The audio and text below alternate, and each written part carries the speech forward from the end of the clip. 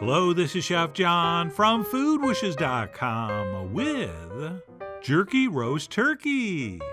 That's right, we're making jerky turkey, which is definitely not the same thing as turkey jerky. All right, that stuff is tough and dry, whereas this is the opposite of that. Although there is one thing both have in common, and that would be a huge amount of flavor, since we're adapting the marinade from our famous jerk chicken wing recipe. So if you like that, you are going to love this. Maybe even on Thanksgiving. So with that, let's go ahead and get started by blending up a very, very simple marinade, which will start with some diced onions, some roughly chopped garlic, and some freshly sliced green onions, also known as scallions, followed by two signature and very important jerk marinade ingredients. The first of which would be some habanero peppers, which yes are extremely hot, and I'm going to use 2. But if you're scared, just use 1. But I went with 2, although I did remove the seeds and membrane, which makes them less hot. And then our other key ingredient would be some thyme, which I'm going to use both in the fresh form, since I have some growing here, which by the way you should too, since it's so easy and so expensive in the store for a little bunch. And then in addition to the freshly picked leaves, we will also toss in some dried thyme, and then we'll season this up with some kosher salt, some freshly ground black pepper, some ground cumin, some cinnamon, some freshly grated nutmeg that I freshly grated earlier, and then last but not least some allspice, which if you've never had it before, tastes like all the spices. And then for some much needed acidity, we'll go ahead and squeeze in 2 limes. And then to balance the acidity and the heat, we will follow our freshly squeezed lime juice with some brown sugar. And then we will finish up with a nice splash of soy sauce. And then lastly, a couple tablespoons of vegetable oil.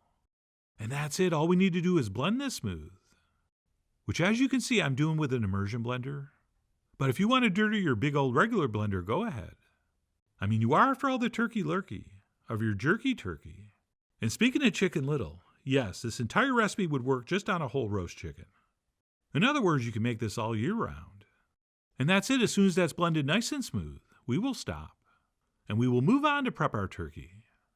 And what we have here is about a 3.5-pound boneless turkey breast roast that my local butcher sells in this elastic netting. So the first thing I'm going to do is go ahead and cut that off so we can open this up and get that marinade inside. And we could, if we want, instead of cutting this, sort of peel it off. And then once marinated, we could stretch this back over and actually roast it with that on it.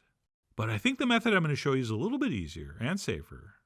And once we have that off, we can open this up and you can see this is a full breast, meaning it includes both halves.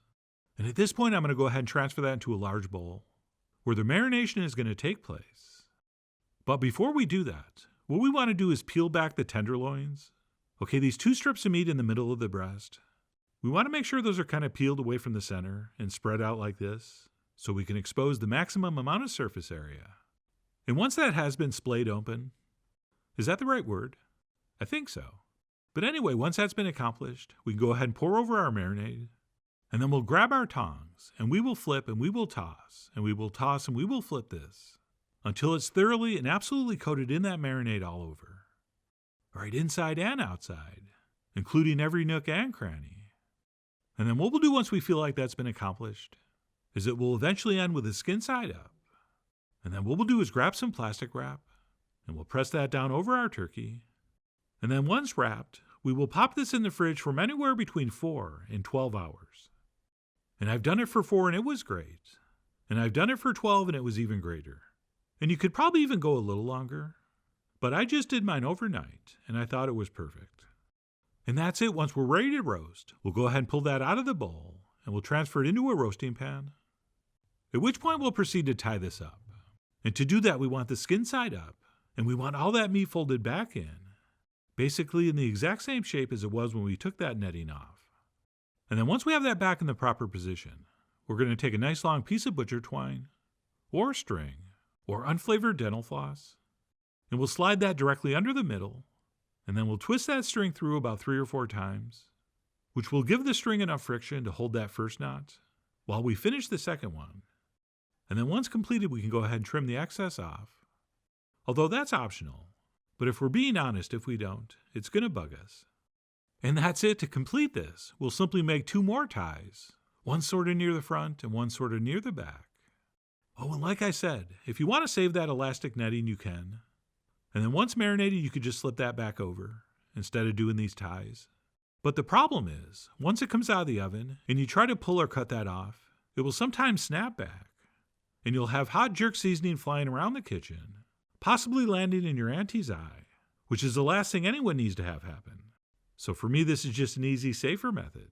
And that's it. Once tied, I'm going to go ahead and lift this up and dump some sliced onions underneath. Just add a little bit of moisture and sweetness to the pan. And then speaking of sweetness, since we have room, and it goes really good with jerky turkey, I'm going to go ahead and place some sweet potatoes around and roast those as well. And all I did was cut those and toss them in some lemon juice. And at this point, that's pretty much all you need. Although before this goes in the oven, let's go ahead and give everything a generous sprinkling of salt. At which point this is ready to transfer into the center of a 450-degree oven for exactly 30 minutes. At which point, and this is very, very important, we will reduce our heat down to 300 and we'll continue roasting for another hour and 15 minutes, or until we've reached an internal temp of about 145. And our jerky roast turkey looks like this. So please be careful and don't forget to turn the oven down, because if you don't, you will end up with, that's right, turkey jerky. And then once that's come out and everyone's taken their pictures, we'll go ahead and loosely tent that with foil and let it rest for about 20 minutes or so. And during that time, we can get our side dishes together and we can snip off those strings. And we should probably deglaze the roasting pan with some broth so that we have a little bit of pan drippings to spoon over. And then once that's rested, we can go ahead and plate up with our sweet potatoes, which I'm going to pair very simply with some fresh lime. And as I mentioned, I did deglaze that roasting pan with a little bit of broth, so I was able to brush over and shine up my surface with some of those drippings. And that's it, our jerky roast turkey is ready to enjoy. So let me go ahead and grab a fork and knife and slice off a couple pieces right from the outside, which would be like the most dry, but thanks to that amazing marinade and not overcooking this, they weren't. Despite being near the surface, it was perfectly moist and tender. And more importantly, incredibly flavorful and delicious. Right, that jerk marinade, which like I said is from a chicken wing recipe we did many years ago, worked even better for this than I'd hoped. Okay, the spice level was perfect, and I thought this had just the right amount of heat, which was beautifully balanced by that little bit of brown sugar. And while this is obviously quite a bit different than your traditional turkey approach, the same spices that are very common during the holiday season, you know, your cinnamon, your nutmeg, your allspice, those are the same aromatic warming spices we used here.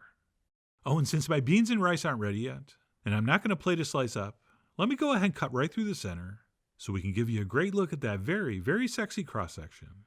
I mean, come on, look at that. All right, unlike your average holiday turkey, this is flavored all the way from the inside out. And it might not look like there's a ton of that marinade left in there, but it sure tastes like there is, since this really was very, very flavorful, like over-the-top flavorful. And since this was kind of rich and aromatic and spicy, I thought just a simple squeeze of lime worked really well with this, especially when paired with those sweet potatoes. So yes, if we want, we can keep the final service very simple. Or if we want, we could toss some butter and flour into that roasting pan and make a quick roux, and then toss in some stock or broth and make a quick gravy. And if you're wondering how to do that, just watch any of our whole roasted turkey videos. And that is probably the way to go if you're serving this at the traditional holiday meal, with the stuffing and the mashed potatoes and all the fixins. All right, if you're serving me mashed potatoes and there's no gravy or sauce, we're going to have a problem. But on some random weeknight, when we are just going to serve this with rice and beans and sweet potatoes, I think just a squeeze of lime is all you need. And of course, a little bit of diluted pan drippings don't hurt. But no matter what the occasion, or sauces or side dishes, I was really blown away with how good this came out, which is why I really do hope you give this a try soon. So please follow the links below for the ingredient amounts, a printable written recipe, and much more info as usual. And as always, enjoy.